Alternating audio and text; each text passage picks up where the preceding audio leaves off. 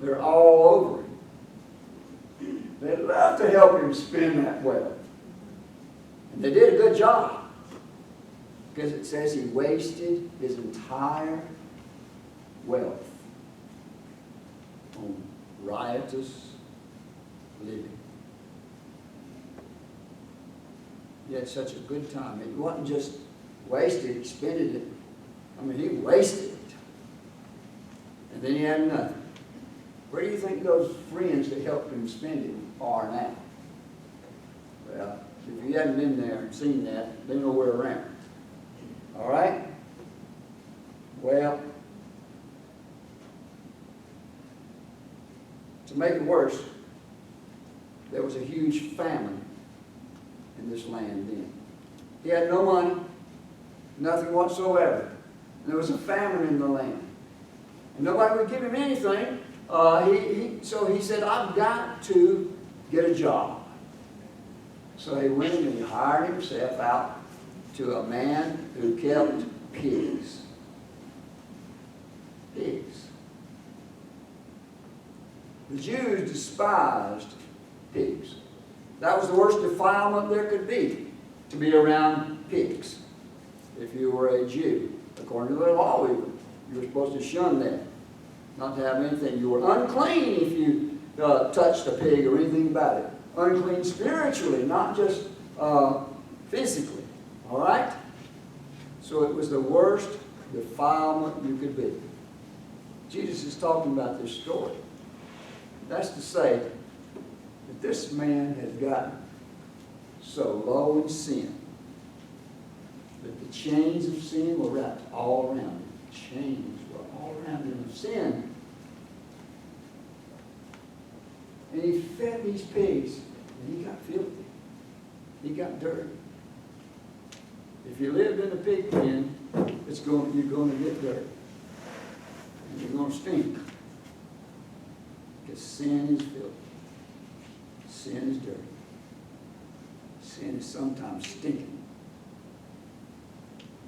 I've got a brother-in-law. He raised pigs. Those pigs are not pretty. They're cute, especially when they're born. But they're not, they stink. I kind of stay out of there. Not because I know it's physically, spiritually unclean, because it's not. Not to me. And but I like bacon too. But anyway.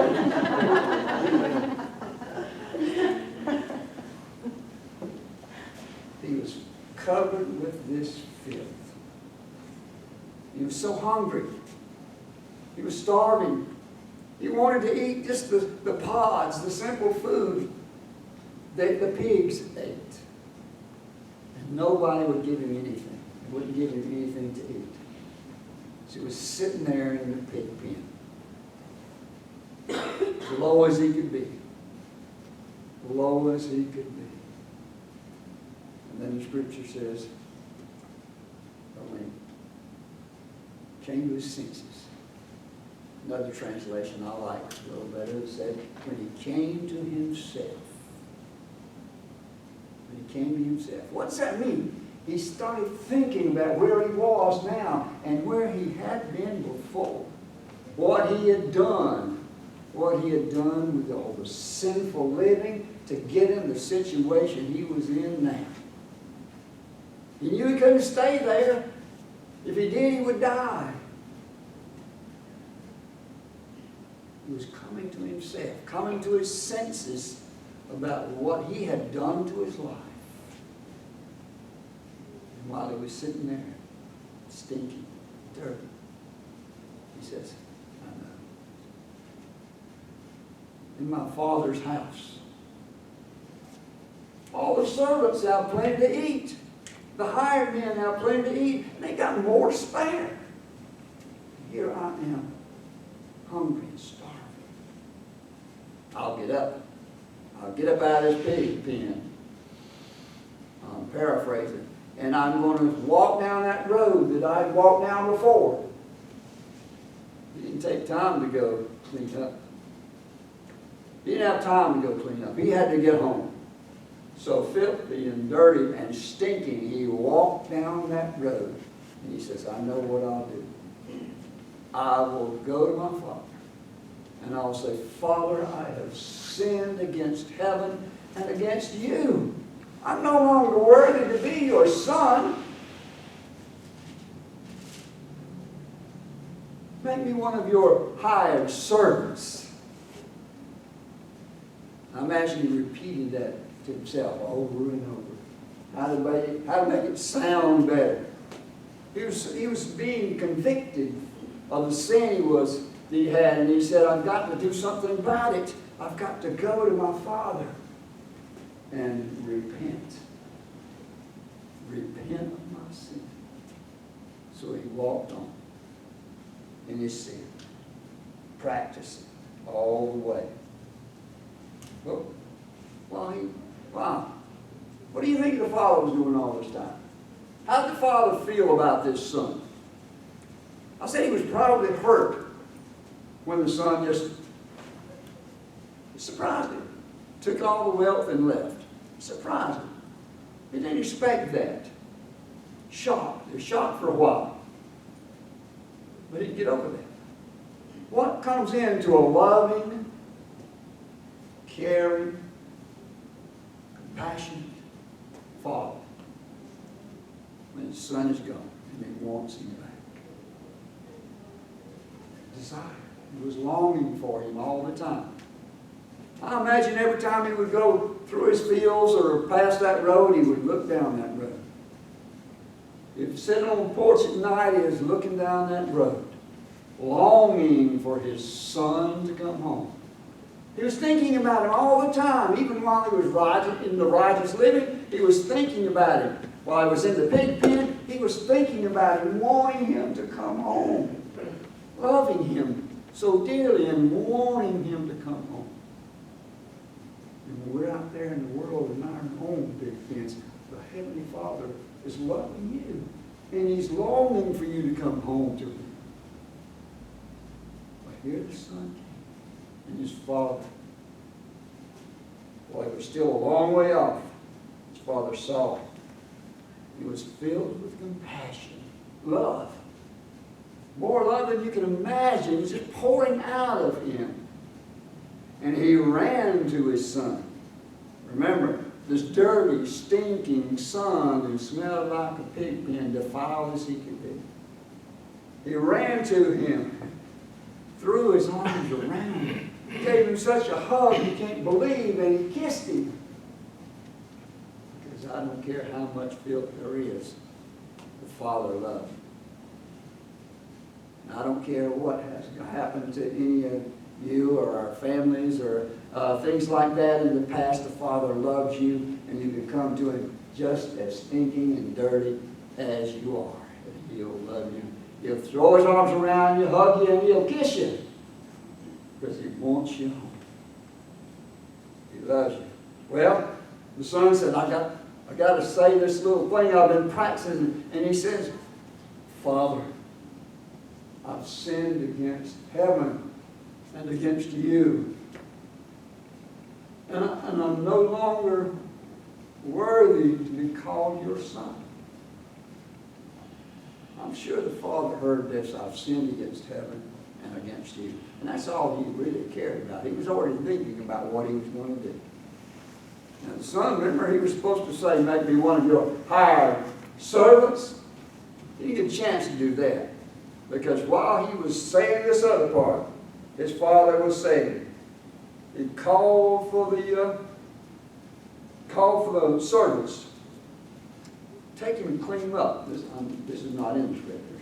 Take him and clean him up now. Now he's at home, go give him a bath. Now he's at home, go cut his hair and comb it. Make him the son that I know he is now. He's clean. Make him clean. He's forgiven, so he's now washed white as snow. And put the best robe on him. And I can't wait for that robe to be put on me. Pure white. According to the scriptures. One day. I said, put the best robe on him. You know, he wanted to be a servant. Servants didn't wear those good robes. Only the family. Only the family, places of honor, to wear the best robe. He said to put a ring on his finger. I've got a ring on this finger. What does it mean? It means I belong to my beautiful wife who's sitting out there now. She heard me the first time through. And she's sitting out there waiting for me. I belong to her. We're part of something, a beautiful thing called marriage. And it is a beautiful marriage. We're part of that. And he said, put a ring on his finger. I meant to actually wear my Furman graduation ring. And I was going to say, this is the type of ring that he was talking about, a signet ring. A ring that says he is family. It's not my servant. He's my family. My family. He said, put sandals on his feet. Servants didn't wear shoes. They didn't wear sandals. He's free. Free from the chains that had him bound. Free from that sin. Free from the smell of the pig pen. To us spiritually, the pig pen. He's free. All right? And go out and kill the fatted calf, representing the best that the family had. And let's have a party and celebrate because he's back. He was lost. For the son of mine was dead and is alive. He was dead to sin and is alive to freedom now. He was lost and he's saved. He's found. So they began to celebrate. You know what this now? That was physically the story of the physical story. Spiritually, let's look at it spiritually. Of course, the way I've been talking, you know the young man represents anybody who's lost in sin. Anybody who's been in sin or is in sin. And the Bible says that we've all sinned. No one has escaped sin at all. So we all need salvation. All right? That's what he represents. What does the Father represent? He represents my Heavenly Father. My Heavenly Father, who is longing for us to come home. Longing for us to come home. What does this party represent? This banquet they're having? Anybody know what it represents spiritually? It's going to happen one of these days. What does it represent? It represents that time when the Lamb of God, Jesus Christ, is eternally united with his bride called the church. Symbolically called the church. And they go into the wedding feast. That wedding feast. Welcome us into eternity. And join us with Jesus Christ, Father. Oh, what a marvelous time. And that's what it represented. But you know, there was one other person, right? The elder brother. He was out working, well, his possession now. And he was out working in the fields, and he started coming in. And he heard something that sounded like music and dancing and singing. And so he called a servant to him. And he asked him, what's going on? What's going on? The servant said, your brother has come home. And he's safe. And your father has killed the fatty calf. And we're having a banquet. We're having a party to celebrate because he was gone and you've received him back alive and well. Oh, what? The older brother should have been so happy and running there to hug him too. He wouldn't even smell like the pig pen then. But he was angry. Angry. He begrudged his younger brother having this forgiveness. He thought he didn't deserve forgiveness. He didn't deserve anything like this. he was such a sinner. So he refused to go in. But the father came outside.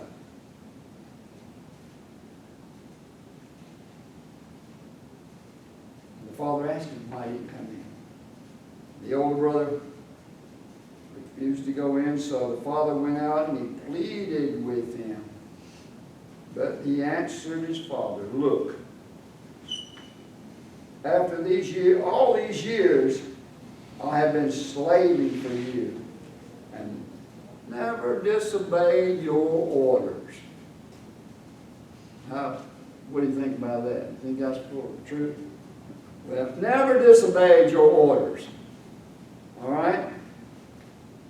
But you never gave me as much as a kid, a goat, so I could celebrate with my friends. You never gave me anything. Some people think. Now you're having a good time with that one. He doesn't deserve it. And you've never given me anything. You gave him 2/3 of his inheritance. All the property he was working, he was slaving for, was his. Oh, well, but he couldn't see it that way. Yeah, you never gave me anything to celebrate with my friends.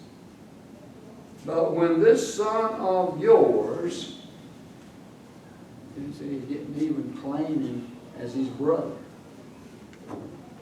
This son of yours,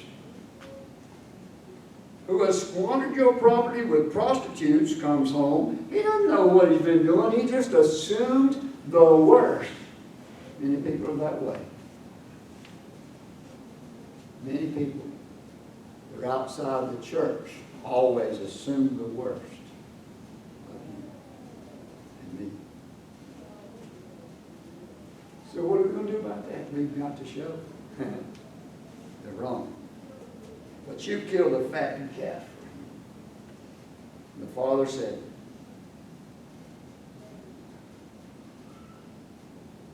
"You're always with me. Everything I have is yours." But we had to celebrate and be glad because your brother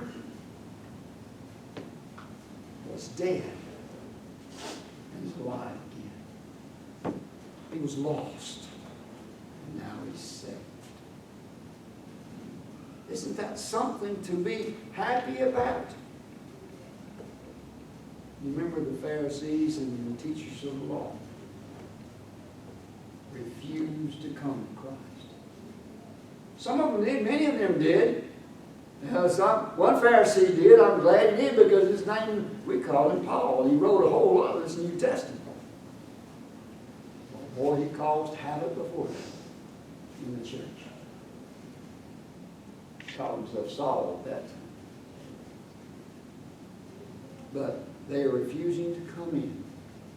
Now, today we don't have Pharisees. Well, we got a few Pharisees in the church. There's Pharisees everywhere who point accusing fingers and they have trouble accepting this one and accepting that one. I know they've done this and I know they've done that. Who cares?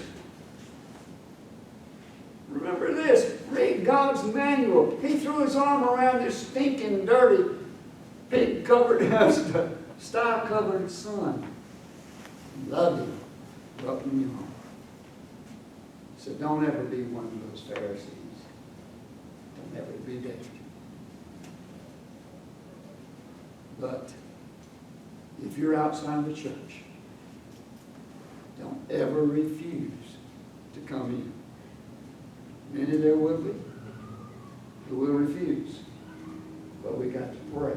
And we've got to work. And we've got to keep singing these songs about Jesus. And keep telling them about Jesus. So church, go out and tell them. Pray for them. And most of all, show them what the Bible has taught you to be like. Especially your family. Show them. Most of all. Let's pray. Father, I love you so much, and I'm so glad that you love us so much. That you gave Jesus to be our Savior. Died on that filthy cross for us. Now just convict people to come to your church. In Jesus' name, amen.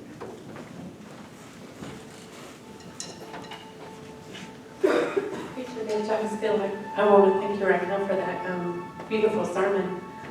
I had a quote this morning that I just kept thinking. As soon as I woke up, it was in my head. And so I wrote some thoughts down, and I'm going to read it. I apologize, but sometimes I get scatterbrained, so I want to make sure I get this right. But the quote that I kept thinking about was, when someone you love passes away, they don't become your past, they then become your future.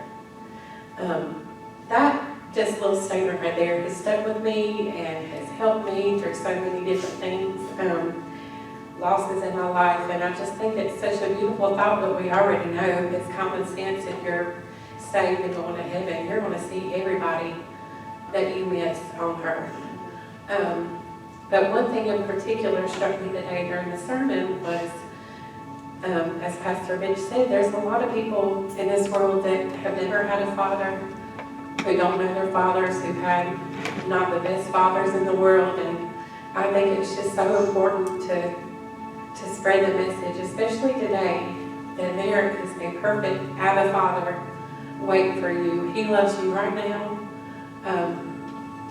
with all the love that you've ever hoped for. And so I also want to challenge you today to step out of your comfort zone maybe and reach out to somebody that you know who is missing a father today. And just reassure them that there is so much love waiting for them. You guys can sit or stand for our last song, Run to All My Hope.